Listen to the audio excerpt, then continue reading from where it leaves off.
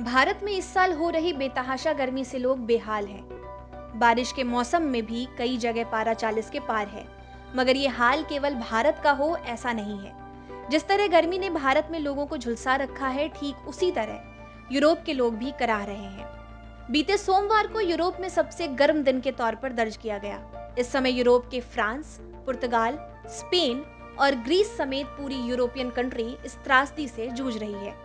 वहीं मौसम विभाग ने आने वाले दिनों में पारा और ज्यादा हाई होने का अनुमान जताया है। ब्रिटेन के इतिहास में ऐसा पहली बार है जब तापमान 40 के पार गया है।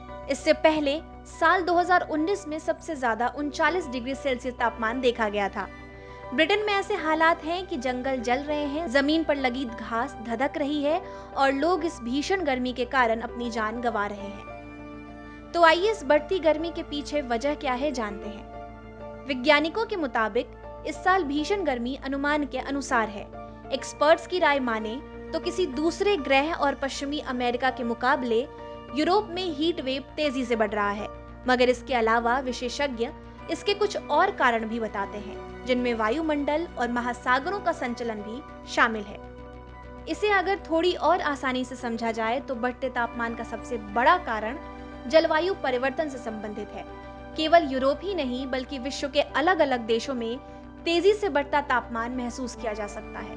एक्सपर्ट्स का मानना है कि पूरी दुनिया में हीट वेव की घटनाएं बढ़ रही हैं। वहीं इंडस्ट्रियलाइजेशन को इसका सबसे बड़ा जिम्मेदार माना जाता है। इसके कारण दुनिया का तापमान 20वीं शताब्दी के मुकाबले पहले ही 1.1 डिग्री सेल्सियस बढ़ चुका है।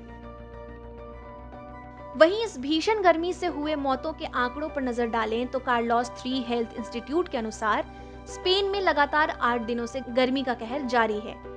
यहाँ रहने वाले अब तक 510 लोगों ने अपनी जान गंवाई है और आग लगने के कारण 1.73 लाख एकड़ जमीन तबाह हो चुकी है। पुर्तगाल में भी हालात अच्छे नहीं हैं। यहाँ भी 500 से ज्यादा लोगों की जान जा चुकी है।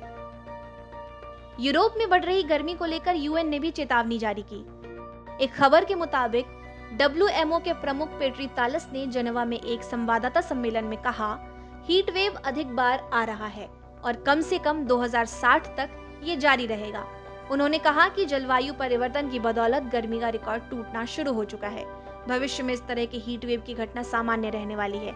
हम गर्मी को और भी ज्यादा बढ़ते देख सकते हैं। मौजूदा स्थिति में वातावरण में अधिक कार्बन डाइऑक्साइड छोड़ने वाले देशों को इसे एक चेतावनी के रूप में लेना चाहिए।